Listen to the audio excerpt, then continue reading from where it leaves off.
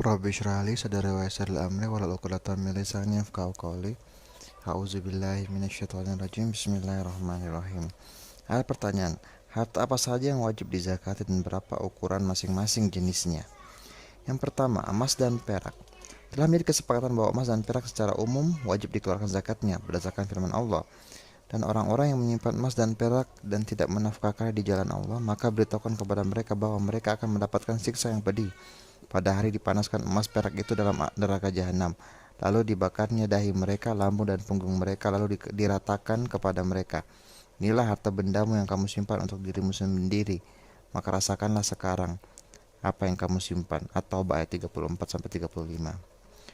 Seseorang dikatakan menyimpan emas dan perak manakala ia enggan mengeluarkan zakat yang diperintahkan Allah.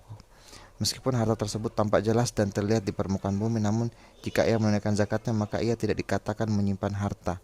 Nabi bersabda, tidak ada seorang pun yang mempunyai emas dan perak yang dia tidak mengeluarkan zakatnya kecuali di hari kiamat nanti hartanya itu dijadikan kepingan-kepingan api neraka. Setelah kepingan-kepingan itu dipanaskan di atas api neraka, maka digosokkan ke perutnya, keningnya dan punggungnya. Setiap kali kepingan itu dingin, maka dipanaskan kembali pada suatu hari yang lamanya 50.000 tahun. Sehingga Allah menyelesaikan urusan hambanya, kemudian dia akan melihat jalannya apakah ke surga atau neraka. Kewajiban membayar zakat emas dan perak ini berlaku untuk semua jenis, baik bentuknya dirham, perak, uang dinar, emas, emas batangan, lapisan, perak kepingan, atau perhiasan yang dipakai maupun tidak. Kewajiban ini sebagaimana yang terkandung dalam keumuman ayat yang ada, dan berdasarkan sabda Nabi ketika ditanya seorang wanita bersamanya salah seorang putri yang mengenakan 2 gelang emas di tangannya. Ketika itu Rasulullah bertanya kepada wanita tersebut, apakah engkau telah mengeluarkan zakatnya? Wanita tersebut menjawab belum. Lalu beliau bersabda, apakah engkau senang jika Allah melingkarkan gelang padamu dengan 2 gelang yang terbuat dari api? Wanita tersebut kemudian melepas kedua gelang itu dan memberikannya kepada Nabi sambil berkata, kedua gelang ini aku berikan untuk Allah dan Rasulnya. Hadis ini menunjukkan kewajiban mengeluarkan zakat perhiasan sekalipun perhiasan itu dipakai. Nabi mengarahkan pembicaraan tersebut kepada ibu si gadis karena ia adalah wali yang berkuasa dalam urusan itu.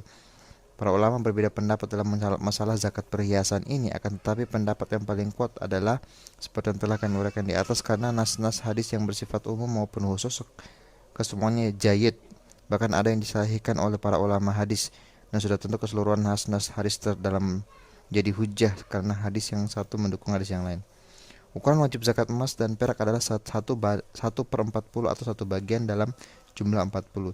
Jika seorang mempunyai 40.000 kepingan perak atau 40.000 dirham, maka hendaknya ia bagi 40. Dan 1 bagian yaitu 1/40 adalah zakatnya. Jika seorang memiliki 40 uang dinar, maka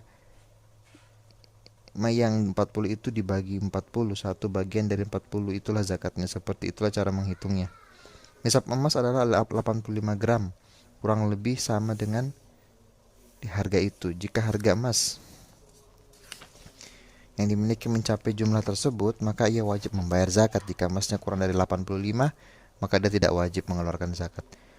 Kurang dari 85 gram, maka dia tidak wajib mengeluarkan zakat.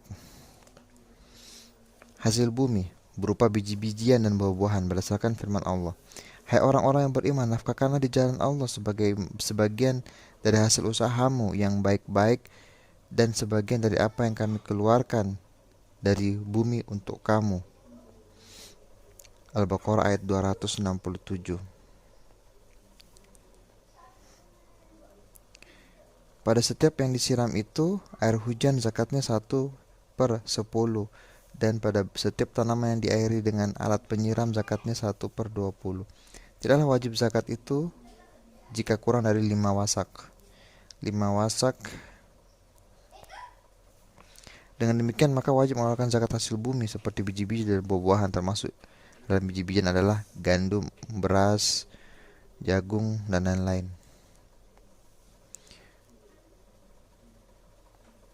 Para ulama berbeda pendapat mengenai zakat anggur basah yang tidak dibuat kismis. Sebagian ulama berkata anggur basah tidak wajib dikeluarkan zakatnya karena termasuk kategori fawakih, buah-buahan segar. Hukumnya seperti jeruk dan apel. Sebagiannya lagi berkata anggur basah wajib dikeluarkan zakatnya ditinjau dari asal mula anggur, yakni mungkin dibuat kismis, maka kedudukannya sama dengan korma kering. Hasil bumi tidak termasuk biji-bijian dan buah-buahan dari jenis yang dapat ditimbang dan disimpan seperti fawakih, buah-buahan segar dengan segala jenisnya, sayur mayur dengan segala macamnya, semua ini tidak wajib dizakati meskipun banyak. Ukuran zakat biji-bijian dan buah-buahan yang harus dikeluarkan adalah 1/10 atau 10%. Jika tidak mengambil contoh, sawah itu menghasilkan 5.000 syok, maka zakat tanaman dari tanah yang tidak diairi dengan menggunakan alat penyiram adalah 500 syok, dan seterusnya. Subhanakallahumma wa bihamdika astaghfiruka wa atubu ilaik. Wassalamualaikum warahmatullahi wabarakatuh.